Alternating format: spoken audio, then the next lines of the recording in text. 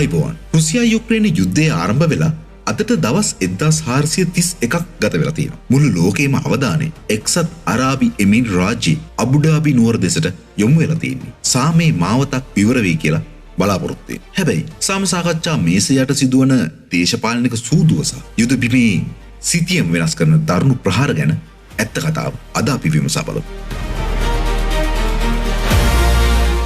සාම සාකච්ඡා දෙස බලමින් ඇමරිකානු නායක ඩොනල්ඩ් ට්‍රම්ප් මහතා සඳහන් කළේ මෙම රටවල් දෙකේ නායකයන් දෙදෙනාම මෝඩයන් බවයි. ස්විට්සර්ලන්තයේ ඩාවොස් නුවරදී ඇමරිකානු ජනාධිපති ඩොනල්ඩ් ට්‍රම්ප් මහතා සහ සෙනල්සි මහතා හමුවෙන් පස්සේ තමයි අබුඩාබි සාකච්ඡා ආරම්භ වුනේ. ඇමරිකානු නියෝජිත ස්ටිව් මහතා සඳහන් කළේ සාමය උදා කරගන්න දැන් ඉතුරු වෙලා තියෙන්නේ එකම එක ප්‍රශ්නයක් විතරයි කියලා. ඒ තමයි භූමිය බෙදා ගැනීමේ ගැටලුව. රුසියාව ඩොන්බාස් ප්‍රදේශයේ පූර්ණ බලය ඉල්ලනවා. ඒ වගේම යුක්‍රේනය තම රටේ එකදු බිම් අඟලක්වත් පාවා දෙන්නේ නැහැ කියලා තමයි සඳහන් කරන්නේ. ඉතින් මේ කරුණු දෙස බැලීමෙන් පස්සේ ඇමරිකානු නායක ඩොනල්ඩ් ට්‍රම්ප් මහතා සඳහන් කළේ මේ අවස්ථාව මග ඇරියොත් මේ නායකයන් දෙන්නම අමු මෝඩයන් වන බවයි.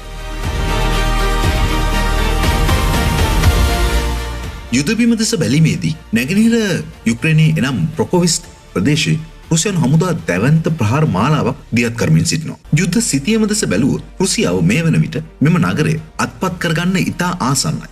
ඒ වගේම රුසියාව ඇතුළත පිහිටි කූක්ස් ප්‍රදේශයේ යුක්‍රේන හමුදා තවමත් රැඳී සිටින්නේ සාම සාකච්ඡාවලදී එය තුරුප්පුවක් කරගන්න. නමුත් පසුගිය පැය 24 කාලය තුල රුසියාව විසින් අධිවේගී ඩ්‍රෝන යාන යොදාගෙන යුක්‍රේනයේ බලශක්ති පද්ධතිවලට දරුණු ප්‍රහාර මාලාවක් නැවතත් එල්ල කළා. මේ හේතුවෙන් යුක්‍රේනයේ කිව් අගනුවර සහ ඔඩෙස්සා ප්‍රදේශවල මේ වනතුරුත් පවතින්නේ දැඩි අඳුරක්. සෙල්සියස් අංශක ඍණ 20ක මාරාන්තික ශීතලක් මැද විදුලිය සහ උණුසුම් පහසුකම් නැතිව යුක්‍රේනයේ ලක්ෂ සංඛ්‍යාත ජනතාව පීඩා විඳිනවා. මේ හුදෙක් ප්‍රහාරයක් නොවන බවත් රුසියාව විසින් යුක්‍රේන ජනතාව මානසික වැට්ටීමට කරන ලද උපාය මාර්ගයක් බවත් පෙර දින රාත්‍රියේදී පැවති යුක්‍රේන නායක සෙලන්ස්කි මහතාගේ දේශනාවේදී ඔහු සඳහන් කර සිටියා.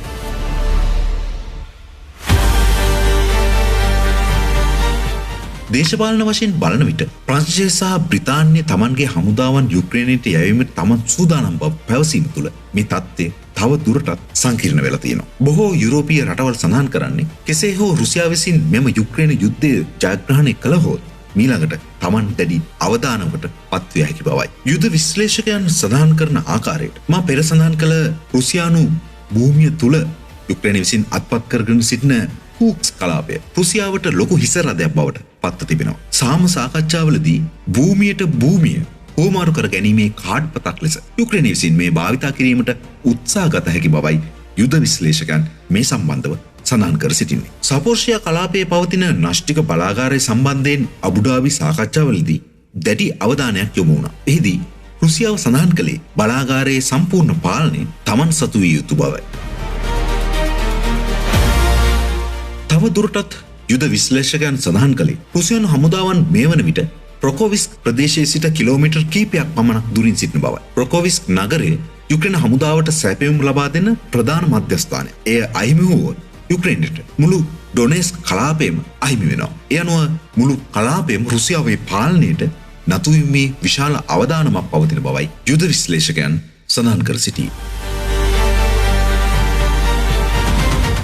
යුදබිමේ ඇති තත්ත්වය විශ්ලේෂණාත්මකව තොරතුරු සඳහන් කරන බොහෝ පාර්ශ්වයන් සඳහන් කර සිටී. රුසියාව මෙවර ප්‍රහාර සඳහා අධිවේගී ඩ්‍රෝන යානා භාවිතා කර ඇති බව යුක්‍රේන බුද්ධ්‍යාංශ තහවුරු කළ ඇති බැවින් මෙම ඩ්‍රෝන යානාවල වේගය වැඩි නිසා යුක්‍රේන ගුවන් ආරක්ෂක පද්ධතිවලට ඒවා විනාශ කිරීමට ඇත්තේ ඉතා සුළු කාලයක් බැවින් එම ප්‍රහාර ගොඩබිමට එල්ලවන දරුණු ප්‍රහාර බවට පත් ඇති බවයි. පසුගිය දින කිහිපය තුළ පමණක් රුසියානු හමුදා බටෙන් 1200ක් ජීවිතක්ෂයට පත්ව හෝ තුවාල ලබා ඇති බව යුක්‍රේනය සඳහන් කළා. එසේ වෙතත් රුසියාවට පසුගිය දින කිහිපය තුළ කාල්තුවකු පද්ධති පමණ 33ක් සහ ඩ්‍රෝන යානා 500ක් පමණ අහිමි වී තිබෙන බවත් රුසියානු පාර්ශ්වයෙන් ඉදිරිපත් වන තොරතුරු වල සඳහන් වෙලා තියෙනවා.